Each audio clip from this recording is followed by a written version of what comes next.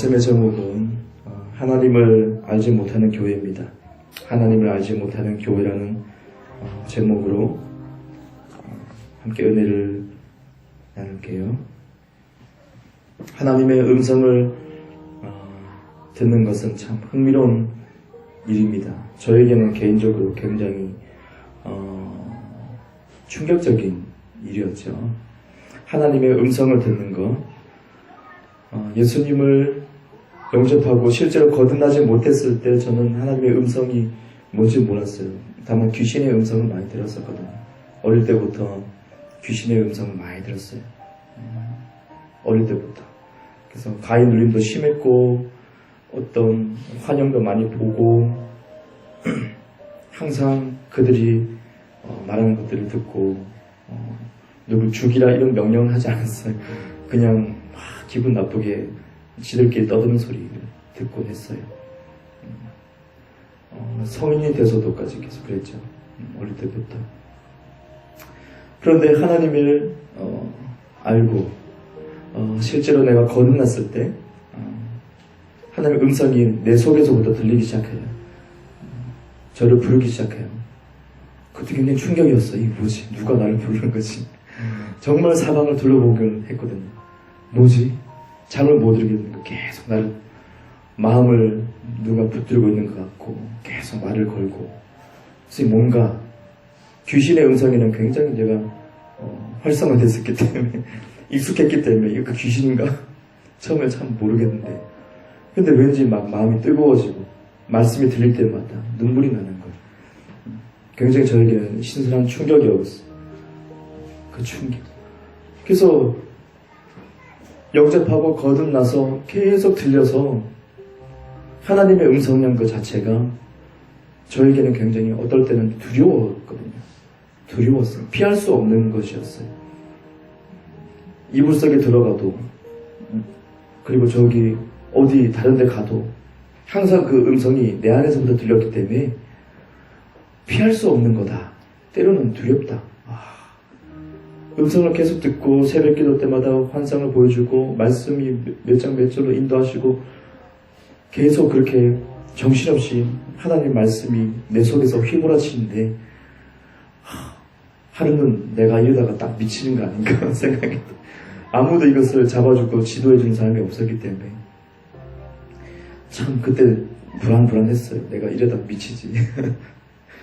너무 세게 믿으면 안 된다는 그런 소리가 있어가지고 그래서 그런 거 주워 들어가지고 세게 믿어가지고 이거 미치는 거 아닌가, 이거 광신자 되는 거 아닌가, 이상하게 되는 거 아닌가 굉장히 고민했었어요. 제 나름대로 막 입에서 방언은 나오지만 이거 어떻게 해야 될지 모르겠는 거예요. 저에게 하나님의 음성이라는 것은 충격이었고 두려움 자체였고 하지만 또 기쁨이었다는 거죠. 동시에 왜 이렇게 음성이 들을 때마다 기쁜지, 왜 이렇게 음성이 들을 때마다 희망이 내 속에서 솟아나오는지, 절망이 아니고 주님은 저를 정죄하지 않고 그저 사랑한다 그러시고 그리고 저에게서 하나님 나는 그때 그랬어, 나는 이때 이랬어, 네가 그런 일이 있었지, 나는 이랬어 내 마음은 이랬다, 내 생각이 이랬다. 신학교 가서도까지 계속 말씀하셔서 그때마다 하나님이 그랬었구나, 나는 몰랐으나 하나님이 나와 함께 하셔서 똑같이 내 감정을 느끼고 있었구나, 뭐 이런 것들. 그래서 참 그랬어요. 하나님의 음성 신기하다. 그래서 그리스도인이 하나님의 음성을 듣지 못한다는 것은 참 불행한 것 아닌가 생각이 들어요. 근데 실제로 신학교에서는 주님의 음성을 듣지 못하는 사람이 꽤 많았었어요. 가끔 듣는 그 친구들이 와서 저에게 관심을 보여가지고 얘기 좀 했지만 거진 다 못 듣는 사람들이 태반이었던 걸로 기억해요. 그래서 반드시 음성을 듣는 것이 당연한 것 아닌가라고 생각이 들었었거든요. 오늘 본문 말씀에 보니까 사무엘이 하나님의 음성을 듣기 시작해요. 사무엘아 사무엘아, 하나님이 사무엘을 부르기 시작하죠. 사무엘아. 근데 결론적으로 이 사무엘은 하나님이 불렀다는 것을 몰라요. 그래서 엘리 제사장에게 막 뛰어가가지고 이 꼬맹이 사무엘이 아직 자라지 못했죠. 아직 미성숙할 때 엘리 제사장이 가서 부르셨나이까? 엘리 제사장이 아니 안 불렀다. 돌아가서 자라. 그래서 하나님이 나를 불렀다는 것을 전혀 눈치채지 못했던 사무엘의 모습 우리가 볼 수 있어요. 그런데 7절 오늘 7절을 보니까 중요한 말씀이 있어요. 사무엘이 두 가지를 볼 수 있습니다. 여호와를 알지 못했다라고 되어 있고 두 번째는 말씀도 아직 그에게 나타나지 않았다. 이 두 가지 포인트를 볼 수가 있네요. 여호와를 알지 못했다. 말씀도 아직 그에게 나타나지 않았다라고 되어 있는 것. 이걸 보면 우리는 얼마든지 교회에서 직분을 얻고 장로가 돼서도 마찬가지고 하나님을 알지 못하고 그렇게 종교생활을 할 수 있다는 거죠. 봉사 열심히 할 수 있고요. 다른 사람들에게 인정받을 수 있어요. 하나님을 알지 못한 상태에서 사무엘처럼 그리고 그 사람에게 하나님의 말씀도 임하지 않을 수도 있다는 거죠. 신앙생활 오래 했다고 해서 그 사람이 훌륭한 사람이냐 하나님을 아는 사람이냐 결코 그럴 수 없습니다. 그래서 이 말씀을 들었을 때 그래서 교회 안에서 다 크리스천이 하지만 실제로 거듭나지 않고 하나님 안에서 새로운 탄생을 경험하지 못하고 새로운 피조물이 되지 못하고 직분만 얻어서 권력만 행사하는 사람들이 있다는 거죠. 이게 현실이에요. 사무엘도 그랬다는 거죠.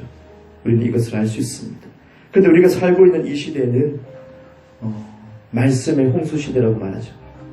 수많은 교회가 복음이 많이 전파돼서 우리가 쉽게 인터넷을 통해서 말씀을 접할 수가 있어요.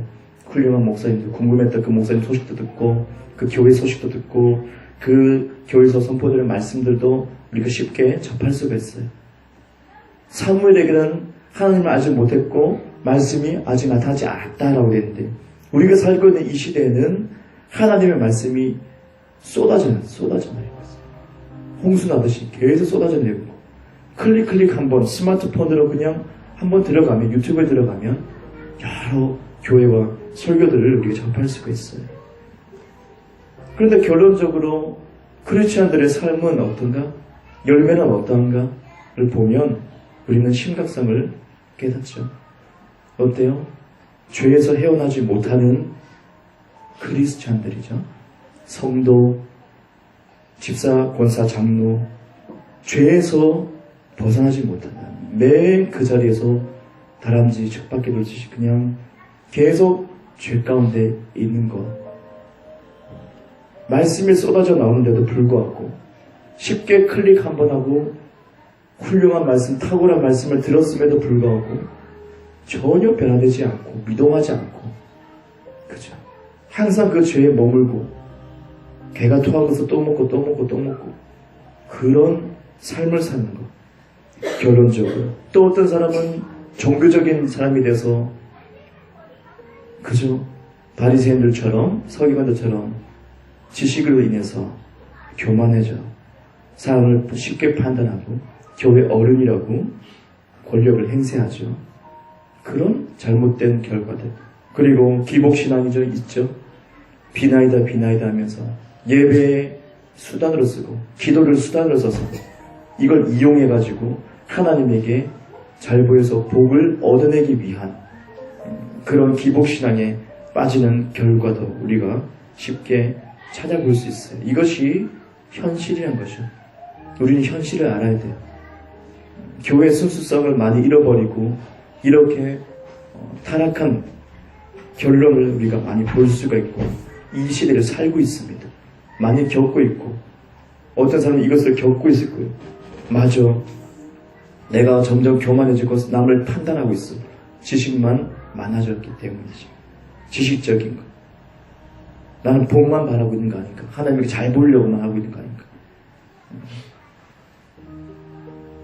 난 죄를 또 먹고 개가 토한 것을 또 먹고 그러고 있는 거 아닌가.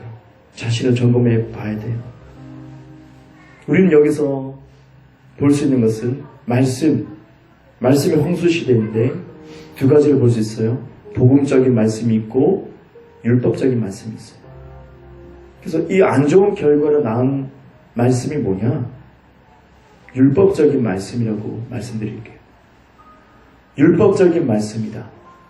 교회 안에서 율법적인 말씀 때문에 좋지 않은 열매가 계속 맺히고 죄에서 헤어날 수가 없어요. 율법적인 말씀. 율법의 죄를 낳기 때문에. 율법을 지키려고 하면 점점점 죄가 더 많아지기 때문에 절대로 헤어날 수가 없어요. 절대 헤어날 수가 없는 거예요. 그래서 좋은 설교고 탁월하고 말씀을 잘하고 어떤 말씀에 기교가 있고 예화도 참 화려하고 소위 말해서 말빨이 좋고 그죠? 그러나 그 내용이 율법적이라서 당신들은 죄인이고 당신들은 잘못했고 이거 하지 말고 이거 해야 되고 이거 하지 말고 왜 했냐고 그렇게 설교가 된다면은 실제로 사람들이 죄에서 빠져나오지 못합니다. 실제로 그 죄에서 빠져나오지 못하고 항상 율법적인 그 속에서 종교적인 결과를 얻게 되고 기복신앙을 낳게 됩니다. 그래서 두 가지 말씀 중에서 율법적인 말씀을 계속 들음을 통해서 사람들이 좋지 않은 결과를 낳게 된 것, 이 결과를 낳게 된 것, 이 율법적인 말씀을 계속 들으면서 결론이 안 좋은데요. 그런데 실제로 여호와를 알지 못하는 결론이죠. 하나님을 아는데 나쁜 열매가 맺히는 거예요. 그렇지 않죠? 하나님을 알면 나쁜 열매가 맺히지 않아요.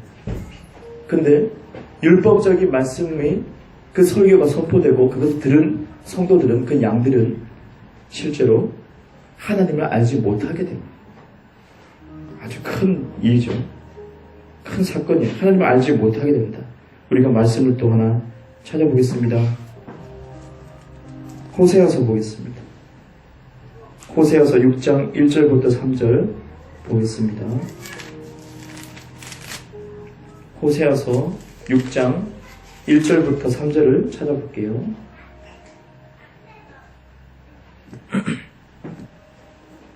호세아서 6장 1절부터 3절 한번 찾아봅니다.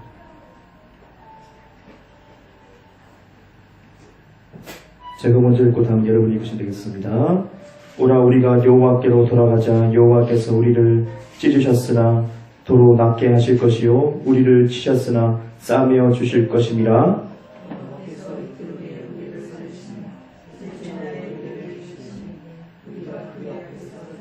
다같이요 시작. 그러므로 우리가 여호와를 알자. 힘써 여호와를 알자.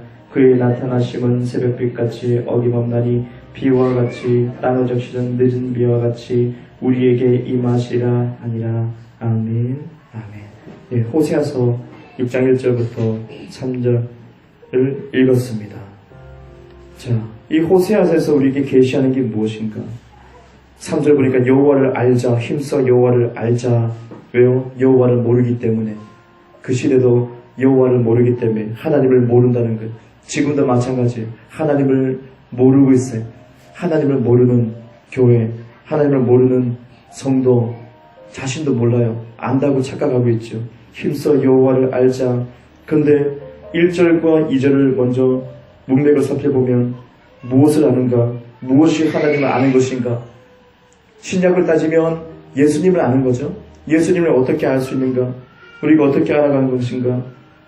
보니까 1절 우리를 찢으셨으나 낫게 하실 것이요 치셨으나 싸매 주실 것이다. 2절 보니까 셋째 날에 우리를 일으키실 것이다. 셋째 날 우리를 일으키실 것이다. 이것을 아는 거예요. 무슨 말입니까? 예수 그리스도께서 십자가에 죽으심과 부활한 것을 얘기하고 있어요. 이것을 지금 계시하고 있는 거예요. 여호와를 알자. 힘써 여호와를 알자. 그냥 하나님이 어떤 분이고 하나님이구나 창조주구나 이것이 아니라 1절 2절을 바탕으로 여호와를 알자고 하고 있는 것이에요. 그가 우리를 중요한 것은 우리를 찢으셨으나 찢김을 당하신 분은 예수님이에요. 찢김을 당하신 분은 채찍을 맞은 분은 예수님이에요. 그죠? 예수님이 치심을 당했어요. 폭행을 당했어요. 근데 이 말씀에서는 우리를 찢으셨으나, 우리, 핵심이 담겨 있죠. 복음의 능력은 예수님과 우리가 하나가 되기 때문에 우리입니다. 우리의 개념입니다. 예수님과 나 함께 찢겼고 함께 침을 당했다. 그래서 이것을 알아야 된다. 우리가 찢겼으나 그가 낫게 하실 것이다. 우리를 싸매 주실 것이다. 우리가 예수님을 믿음을 통해서 예수님과 함께 십자가에 못 박혀서 죽었다는 거예요. 옛 자아가 이미 죽었다는 거예요. 여러분 옛사람이 죽었다는 것을 얘기하고 있습니다. 호세아서 말씀하는 게. 첫 번째 이걸 얘기해요. 십자가에서 이미 예수님과 함께 죽었다. 우리가 찢겼으나. 하지만 예수님이 부활하심을 통해서 셋째 날에 일으킴을 당할 것이다. 일으켜 세워주신다. 부활을 통해서 그 부활을 믿음으로 예수님과 연합되어서 우리가 새로운 탄생으로 일어난다는 것을 얘기하고 있어요. 그러니까 십자가로 주님은 계속 우리를 죽게 만드는 거예요. 그것을 알아야 돼요. 십자가로 계속 우리 자아가 죽었고 우리의 욕심이 죽었고 그죠? 우리의 탐심이 죽었고 옛사람에게 속한 모든 것들이 십자가를 통해서 죽었다. 예수와 함께 죽었다. 이것을 얘기하고 있는 거예요. 그리고 예수님과 함께 부활했다. 새 생명으로 다시 일으킴을 받는다. 그리고 여호와를 알자. 힘써 여호와를 알자. 1, 2절 쏙 빼고 여호와를 알자. 힘써 여호와를 알자. 그러면 뭘부터 알아야 될지 모르겠어요. 저도 거듭나 보니까 뭐부터 알아야 될지 모르겠어요. 그냥 음성 들리고 뭐 그러는데 뭘부터 알아야 되냐. 근데 복음이라는 것을 깨닫고 나니까 눈에 들어오기 시작해요. 아, 여호와를 알자고. 왜 여호와를 알? 바로 그리스도께서 행하신 것. 그것이 나와 연합이 되었다는 거죠. 그래서 나는 끝까지 무엇을 발견해야 되는 것인가? 십자가에 내가 죽었다는 것을 발견할 수 있어야 돼요. 여러분께서. 그것이 여호와를 아는 거예요. 하나님을 아는 거예요. 내가 죽었다는 사실을 계속 발견해야 돼요. 그냥 생각하고 끝나는 것이 아니고 말씀이고 그렇구나 끝나는 것이 아니고 여러분의 삶 속에서 끊임없이 발견해 나가야 되는 거예요. 예수님의 계시로 인해서 계속 발견해 나가야 돼요. 십자가에 내가 욕심이 죽었구나. 예수님과 함께 못 박혀 죽었다는 것을 계속 발견하면서 깨닫게 되고 인정하는 거죠. 그래 난 이미 욕심이 십자가에 못 박혀 죽었다. 옛사람이 죽었어. 내 자아가 이미 죽었다는 것을 발견해야지. 기도를 10시간 하고 금식을 일주일 내내 한다고 해서 내가 주님을 아는 것이 아니에요. 마귀는 속입니다. 주님이 주신 우리에게 주신 그 복음을 발견하는 거예요. 내가 십자가에서 계속 내가 죽었다는 것을 발견하는 거예요. 더러운 입이 십자가에서 죽었구나. 더러운 마음이 십자가에서 죽었다는 거예요. 비참하게 매달려 있는 것을 항상 발견해야 돼요. 근데 발견하지 않는 삶을 살아요. 그리스도인이 발견하지, 자신이 죽었다는 것을 발견하지 않아요. 지식으로만 알고 있고 예수님과 함께 죽었고 부활했다. 근데 지식으로 남아있는 걸 입으로 말할 수 있지만은 많은 설교자도 마찬가지로 목회자도 말을 할 수 있지만은 실제로 발견하는 삶을 살아야 돼요. 그랬을 때 하나님을 아는 거예요. 그랬을 때 하나님의 사랑이 얼마나 깊은지 아는 거예요. 하나님이 얼마나 기가 막히게 우리를 인도하시는지 아는 거예요. 그리고 부활했구나. 예수님이 부활하신 것, 나도 새로운 탄생을 입어가지고 이전의 사람이 전혀 없이 완전히 새로운 사람이 됐다는 거죠. 새로운 종류의 사람이 돼서 이 세상을 살아갈 수 있겠구나. 바로 그것이 죽어서 천국 가는 것이 아니라 예수 믿는 즉시로 내가 그렇게 된다는 거죠. 지금 그렇게 된다는 거죠. 믿는 즉시로, 나를 발견하는 즉시로 새 삶이 시작되는 거죠.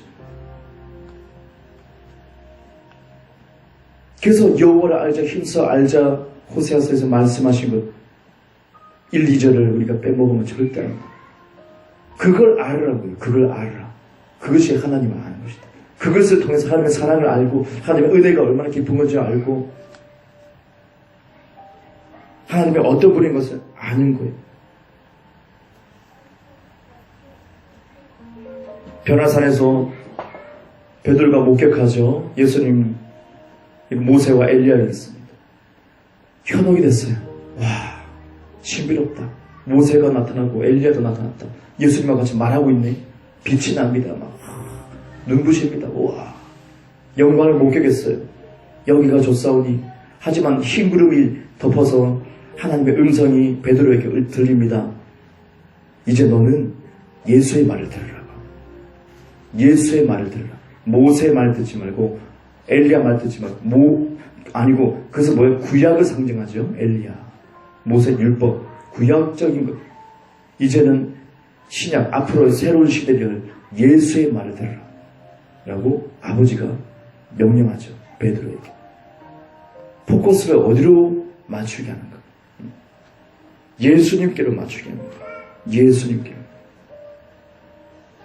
이것이 복음적인 설계. 복음적인 설계. 예수님께 계속 초점을 맞추는 거예요. 예수님이 행하신 것, 십자가와 부활을 내가 발견하는 것, 내가 목격하는 것, 내가 그분과 함께 하나가 되었다는 것을 목격해 갈 때 하나님을 실제로 알게 되는 것. 요한복음 17장 25절에 보니까요. 한번 찾아볼까요? 요한복음 17장 25절입니다. 요한복음 17장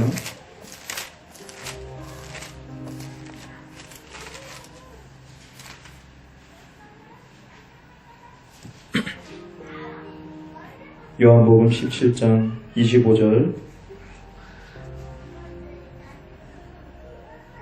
다같이 읽습니다. 시작. 의로우신 아버지여, 세상이 아버지를 알지 못하여도 나는 아버지를 알았사옵고 그들도 아버지께서 나를 보내신 줄 알았사옵나이다. 아멘. 자, 예수님께서 기도하시는데 세상이 아버지를 알지 못하여도 나는 아버지를 알았습니다. 세상이 아버지를 알지 못하여도 나는 아버지를 알았습니다. 그때도 그렇고 지금도 마찬가지고 세상이 아버지를 알지 못한, 교회 안에서 많은 그리스도인들도 아버지를 알지 못한, 아버지를 알지 못하고 직분받고 교회 생활을 하고 있죠. 아버지를 알지 못하고. 하지만 나는 아버지를 알았습니다. 나는 누구예요? 예수님이죠. 자세히 말씀드리면 아들입니다. 결국 우리가 호세아서에서 여호와를 알자, 힘써 알자, 꼭 십자가에서 내가 예수와 함께 죽었고 모든 거 다 죽었고 예수와 함께 부활했다. 믿음을 통해서 부활했다. 여기에 내가 계속 나를 발견하는 것, 십자가에서 발견하고 부활해서 나를 발견하는 것. 그럴 때 하나님을 진짜 알게 되는데 그때 알을 통해서 내가 어떤 내 자신을 새롭게 발견한 것이 뭡니까? 내가 하나님의 아들이 되었다는 것을 계속 발견한 것이. 예수님이 하나님의 아들이신 만큼 나도 하나님의 아들이 되었다는 사실을 여러분이 충격을 먹고 여러분이 신선한 기름 부음을 받고 여러분이 희망을 얻게 되는 것이죠. 이게 복음이에요.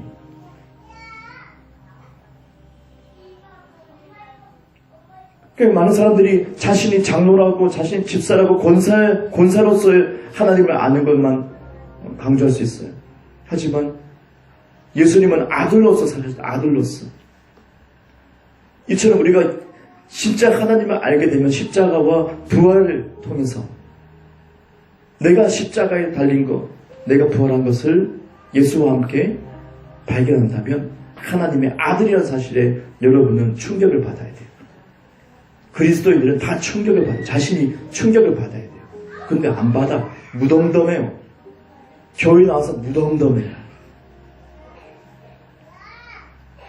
잘못된 그런 복음 때문에, 변질된 복음 때문에, 바르지 못한 다른 복음 때문에 사람들이 교회 와서 그냥 편안하네 그러고만 끝날 수도 있어요. 근데 복음이란 것은 실제로 여러분에게 충격으로 와야 돼요. 내가 예수님만큼 아들이 되었다는 것을 충격이 와야 돼요. 그렇지 않으면은 여러분은 하나님을 알지 못해요. 끝까지 알지 못해요. 나를 아들로 삼기 위해서, 아들로 만들기 위해서, 아들로서 상속자가 되기 위해서 하나님이 얼만큼 나를 사랑하셨고 얼만큼 은혜를 베푸셨고 은혜의 그런 깊이와 높이 이런 것들, 사랑의 깊이와 높이 이런 것들을 실제로 알 수 있는 것은 그밖에 없어요. 율법적인 말씀으로는 전혀 하나님을 알 수가 없어요. 사무엘이 하나님을 알 수 없었다. 알지 못한다. 말씀도 임하지 않았다. 우리가 사는 이 시대에 말씀이 쏟아져 나오지만 왜 결론적으로 사람들이 그렇게 좋지 않은 열매를 맺는가? 음성을 듣는다고 하면서도 그 음성이 율법적인 음성이니까 그러니까 율법적인. 마귀가 속이는 율법적인 음성. 넌 죄인이야. 정죄받는 설교 가운데 계속 노출되어 있으면 그 사람은 헤어나지 못해요. 죄 가운데 헤어나지 못해요. 율법을 행하려고 하면 행할수록 행동만 제어하려고 계속 애쓰면 그 죄는 계속 반복되고 정죄감 속에서 심리적으로 위축되고 길을 못 펴는 거예요. 쉽게 말씀드립니다. 능력이 있는 그리스도의 삶을 살 수 없어요. 잘못된 말씀에 노출되어 있기 때문에. 하지만 은혜의 말씀은 십자가를 말하고 은혜의 말씀은 부활을 얘기합니다. 십자가뿐 아니라 부활을 얘기합니다. 나를 발견하게 합니다. 복음의 말씀 가운데 노출돼요. 그럴 때 진정 하나님을 알게 됩니다.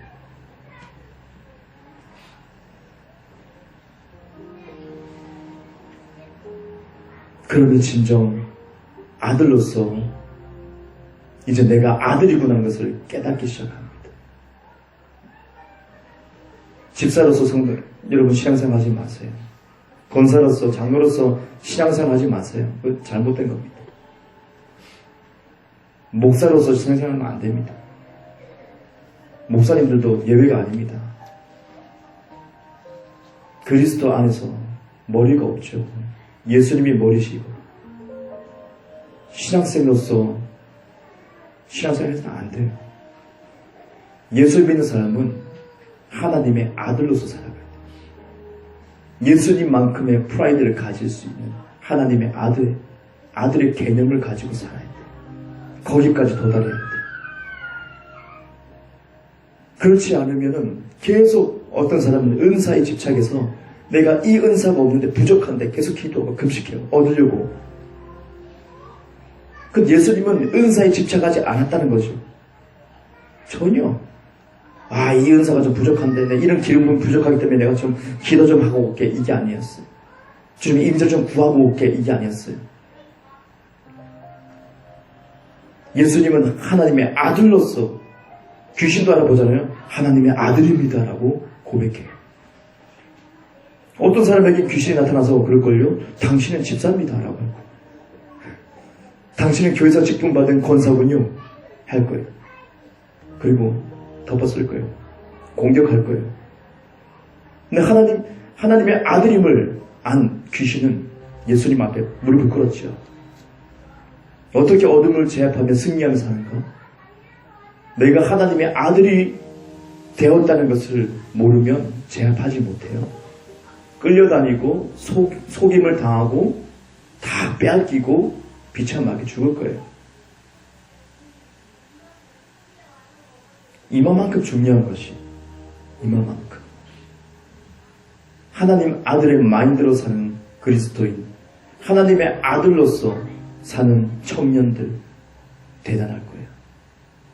하나님의 아들로서 목회하는 목회자, 그냥 목사 받았으니까 뭐 박사학위로 그 프라이드로 목회하는 그 사람 망합니다. 망합니다. 우리가 지금도 봅니다. 목사들의 타락을 봅니다. 바르지 못한 것을 봅니다. 성도들의 바르지 못한 것을 봅니다. 내가 장로니까 장로로서의 프라이드를 가지고 살아가는 신앙생활하는 사람들 망합니다. 바르지 못합니다. 귀신이 끊임없이 들어옵니다. 어둠이 지배합니다. 가정이 시끄러울 거예요. 자식들이 시끄러울 거예요. 복음을 제대로 모르면 하나님의 아들의 마인드를 잊어버린다는 거예요. 그리고 살아가요. 기도했으니까, 금식했으니까 그거를 만족하고 의지하는 거예요. 우상 숭배하는 겁니다. 기도를 의지하게 돼요. 바르지 못한 것을 분별하고. 호세아서처럼 여호와를 알자. 힘써 여호와를 알자. 1절 2절 왜 아냐? 어떻게 하는 것이냐? 십자가에서 내가 죽었다는 것을 매일매일 발견하자. 하나씩 하나씩이라도 발견하자. 주님께 간구하면서 주님 발견하고 싶습니다. 내가 진짜 죽었다는 것, 이 싸가지 없는 이 내 마음, 내가 죽었다는 것을 내가 발견하고 싶습니다. 은혜를 구합니다. 주님 진짜 복음을 알고 싶습니다. 바울처럼 눈의 비늘이 벗겨지기 원합니다. 지식은 많으나 이 비늘이 안 벗겨져서 여전히 직분 가지고 내가 여전히 신앙생활 내가 오래 한 거 가지고 그걸 여전히 내가 기도 많이 했다는 것을 기도를 의지하고 금식을 의지해서 우상 숭배하는 거. 그러므로 내가 주님을 섬긴다고 할 수 있습니까? 아예 절대 그럴 수 없다.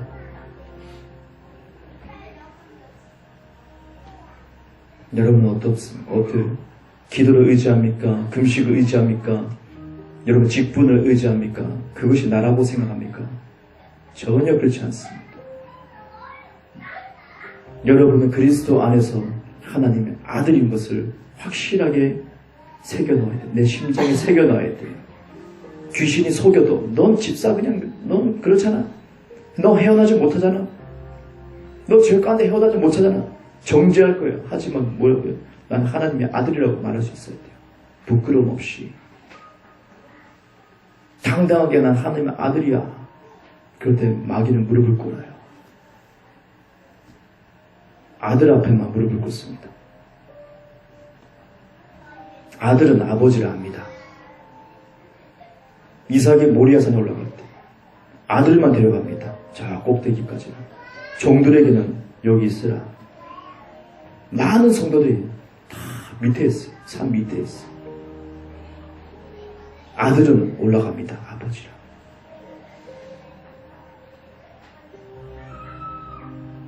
아들만이 아버지를 압니다.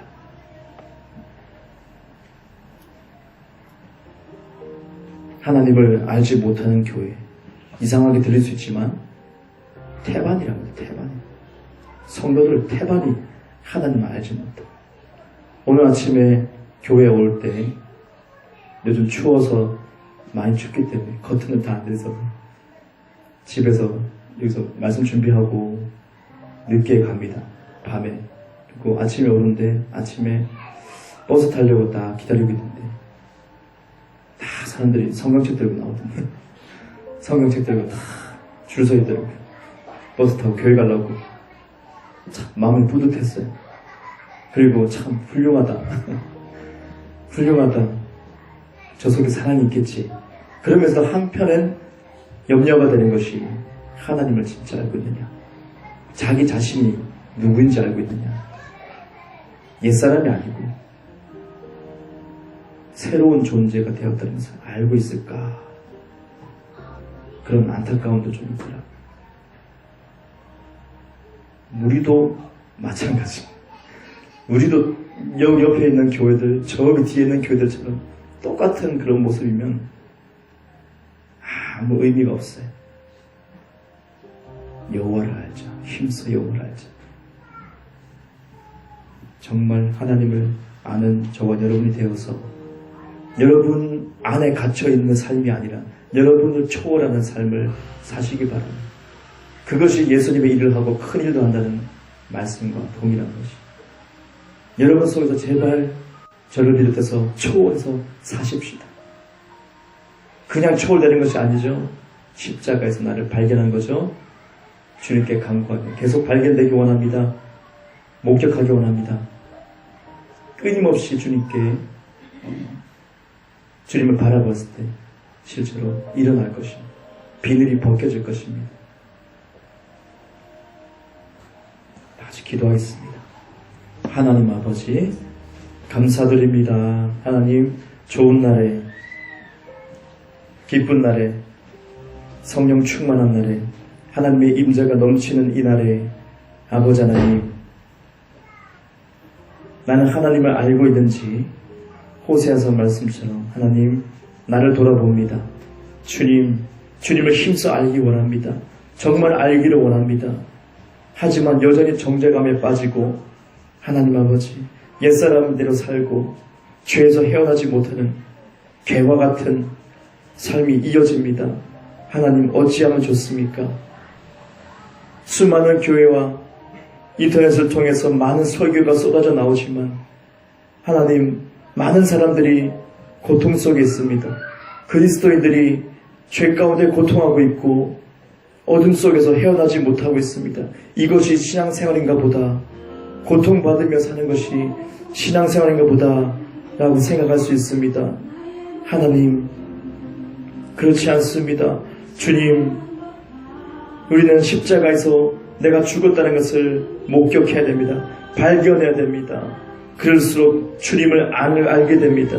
그럴수록 주님을 알게 되고 내가 하나님의 아들이 되었다는 것을 깨닫게 됩니다. 주님, 신선한 충격으로 항상 복음의 계시로 우리를 일으켜 세우소서. 다같이 통성으로 기도합니다. 놀라우신 아버지 하나님 감사드리고 주님께 찬양하며 아버지 주님을 기뻐합니다. 우리를 새롭게 하기 위해서 하나님의 깊은 사랑과 은혜를 우리가 생각합니다. 하나님 아버지, 이것은 지식으로 알 수가 없습니다. 하나님 아버지, 이것은 공부해서 아는 것이 아닙니다.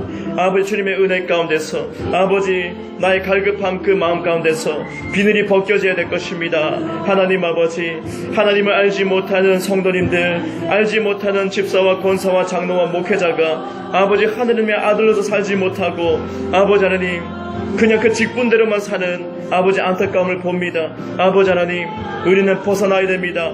나를 초월해서 살 수 있어야 됩니다. 나 자신의 울타리 속에서 우리는 초월해야 됩니다. 우리는 초월해야 됩니다. 하지만 초월하지 못합니다. 여전히 구덩이 속에 빠져있는 삶을 봅니다. 하나님, 어찌 된 것입니까? 복음이 이렇게 능력이 없는 것입니까? 아버지, 그렇지 않습니다. 복음은 능력이 있습니다. 아버지 하나님, 사람을 변화시키는 능력이 있습니다. 그러면 내가 잘못된 말씀을 들었기 때문에, 잘못된 생각과 개념을 가지고 있기 때문에 아버지 하나님, 내가 계속 나를 초월하지 못하는 삶에 머물러 있는 것입니다. 아버지 하나님, 우리는 초월하라고 부르심을 받았습니다. 주님, 우리는 하늘에 속해 있지 땅에 속해 있지 않기 때문입니다. 주님 아버지, 이젠 예수님의 은혜 때문에 우리는 초월하는 삶을 살 수 있습니다. 우리는 하나님을 진정 알 수 있습니다. 그 높은 사랑을 알 수 있습니다. 주님, 인도하소서. 아버지, 주님 겸손한 마음과 아버지 갈급함을 허락하여 주시고 아버지 하나님, 주님을 더 깊이 알기 원합니다. 주님 도우소서. 진짜 주님을 알기 원합니다. 주님을 진짜 알기 원합니다. 주님, 십자가에서 내가 죽었다는 것을 발견하기 원합니다. 아버지, 죽으려고 율법적으로 행하는 것을 멈춰야 됩니다. 기도에 의지하고 금식에 의지하는 것이 아니라 아버지, 기도가 우상숭배가 되고 금식이 우상숭배가 되지 않고 아버지 하나님, 예수님의 공로로 아버지 내가 죽었다는 것을, 이미 죽어있다는 것을 발견할 때 우리는 충격을 얻을 것입니다. 주님, 내가 하나님의 아들의 그 보좌에 앉아있다는 것을 알면 충격을 받을 것입니다. 아버지 하나님, 교회 안에서 복음을 통해 충격을 받지 못하는 안타까운 영혼들을 주님 바라보시고 하나님 아버지여, 이 시대를 깨우소서. 이 시대 교회들을 깨우소서. 하나님 아버지, 주님 도우소서. 우리가 하나님의 아들이 되었다는 사실에 아버지 충격을 얻게 하시고 하나님 아버지, 주님, 자기가 자신의 힘으로 자아를 죽이려고 하는 아버지 그런 어리석은 짓을 하지 않게 하고 원합니다. 주님, 기도로 죽이지 못합니다. 금식으로 죽이지 못합니다. 더욱더 죄가 활성화되어서 날뛸 것입니다. 주님, 그것으로 변화되지 못합니다.